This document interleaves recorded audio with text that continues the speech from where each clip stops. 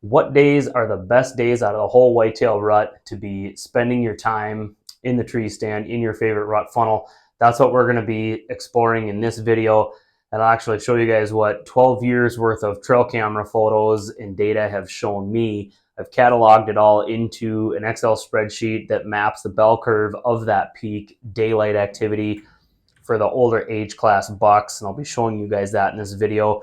As we get started here, if you guys get anything of value out of this video or you appreciate the effort that I put into it, just do me one solid and hit that subscribe button. That really helps out channels like mine, and I appreciate any support I can get from you guys.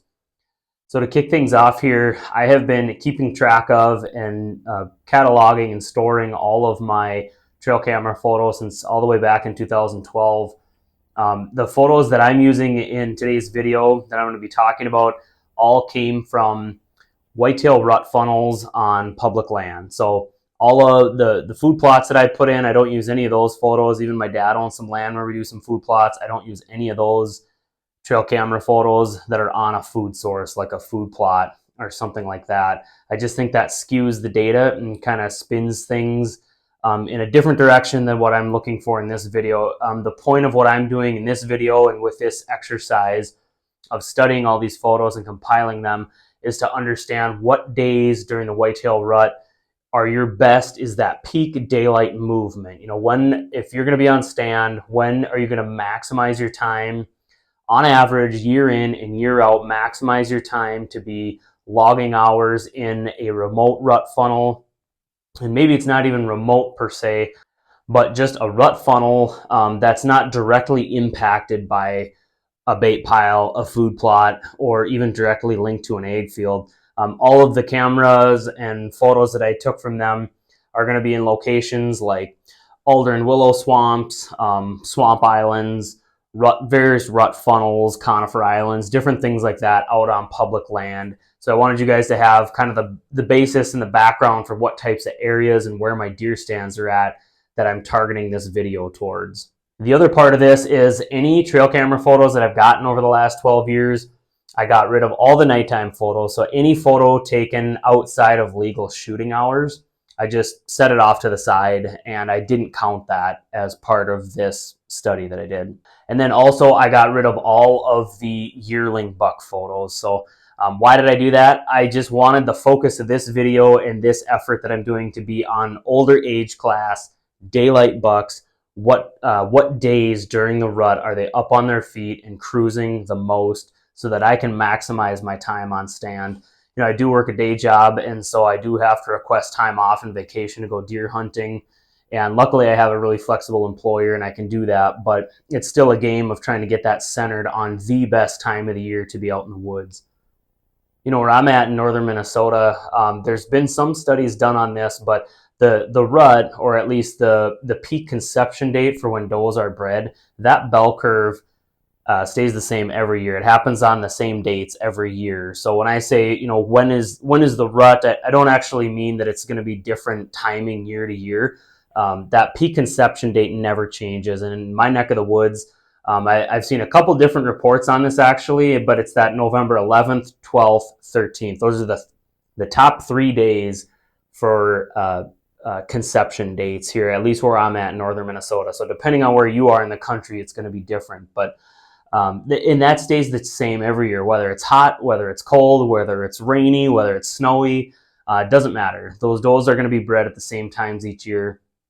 But what I'm doing with this effort is trying to dial in and zero in on the best times to be in my rut funnels. So, you know, it's good to know that what the peak conception date is or the peak breeding date, but you know, how does that apply, or how do I then translate that or apply that into a hunting strategy? So a lot of you guys remember this video from last year. I actually added a lot more data points to it from last fall's trail cameras. From my 2023 season, I added almost another 40 photos to this, and it's really defining this bell curve really well. So let's take a look at it here. Now, right off the bat, there's a couple things that really jump out at me about what we're seeing here. The first thing is, take a look at this main bell curve. You can see how it just goes up and to the right, almost at a straight line. Sorry for the brief interruption, but winter's almost here. And if you're someone who has young trees on your property that you need to protect from deer browse, you should check these out. They're called browse blockers. You just grab the top growth candle and branch whorl of the tree like this to pull the browse blocker over it.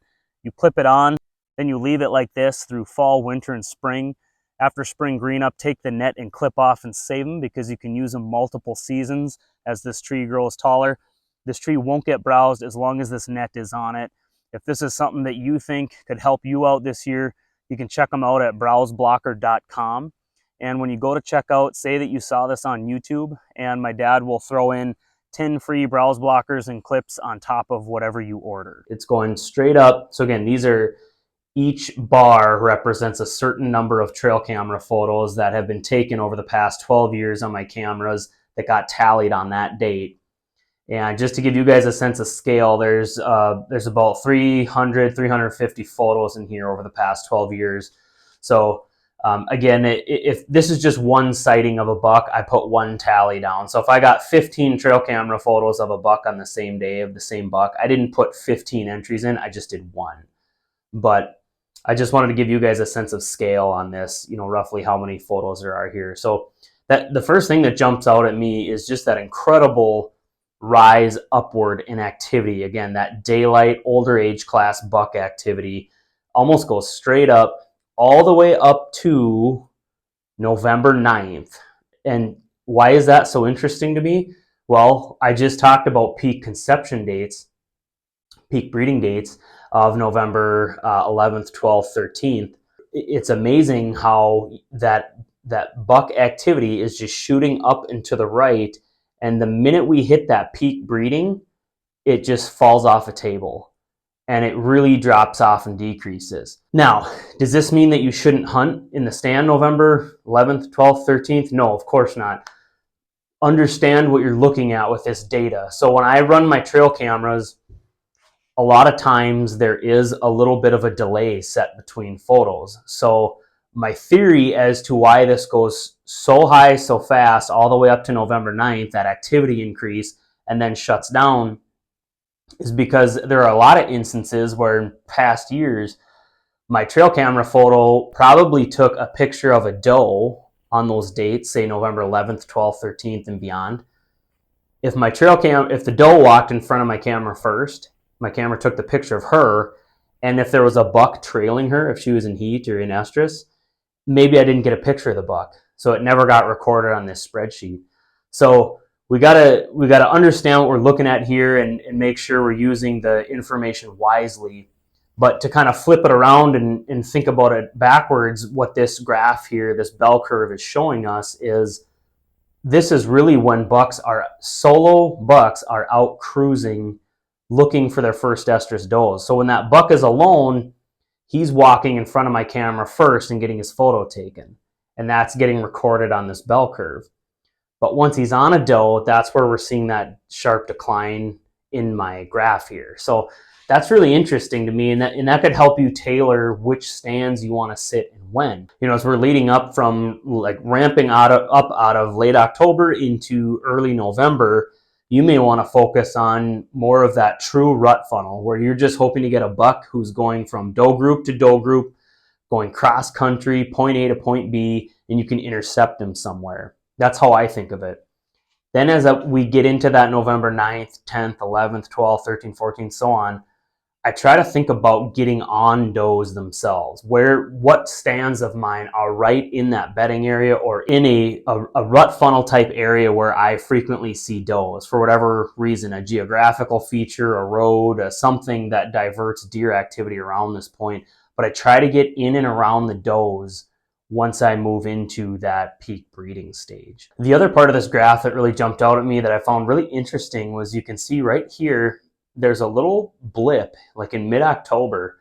I just find that interesting, and I don't know if it's, my sample size is just too small with 350-ish photos. Why is it dropping off there kind of around that November 20th, 21st? Is there something to that, or am I just missing data there?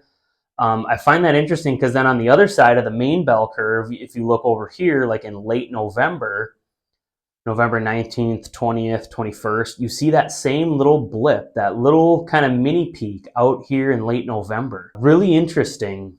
we kind of have these smaller little bell curves kind of mirroring each other on either side of the larger bell curve. So that stands out at me. I've seen a lot of big deer on camera. In fact, some of my biggest bucks I get in that secondary blip in late November when I see those just absolute slammer bucks, the oldest age class of the whole herd, on their feet in daylight. I get a lot of them oddly in that late November kind of bell curve, the little bell curve in late November that you see. So that jumps out at me too, is really interesting. But my main takeaway from this graph when I'm looking at it is those peak dates. If you're trying to maximize, say, a week of vacation, you're not going to go wrong from that October, say 30th or 31st through the first 5-6 days in November, and even beyond, even up into November, like 8th, 9th, 7th, 8th, 9th. You can't go wrong in that time frame. Again, keep in mind, these are public land, oftentimes big woods, mostly big woods, public land, forested settings. So, if you're someone with 80 acres and a beautiful brassica plot, when is the best time to go after a big buck you got on camera there? That's a slightly different conversation. I mean, it's related to this, what we're seeing, but it's a little bit different animal when we're talking that, lush food plot, a defined food source with a buck who's coming into that food, kind of bed to feed pattern, versus like what I'm showing you here in this bell curve of that real big woods, oftentimes remote kind of rut funnel type settings. So anyways, I hope this was helpful for you guys as you think about how you are planning your rutcation. Hit the like on this video if you enjoyed it. I really appreciate that support, you guys, and I enjoy bringing these videos to you. Drop me a comment down below to let me know what you think and what days you guys think are the best of the whole fall. Take care, and I will catch you guys on the next video.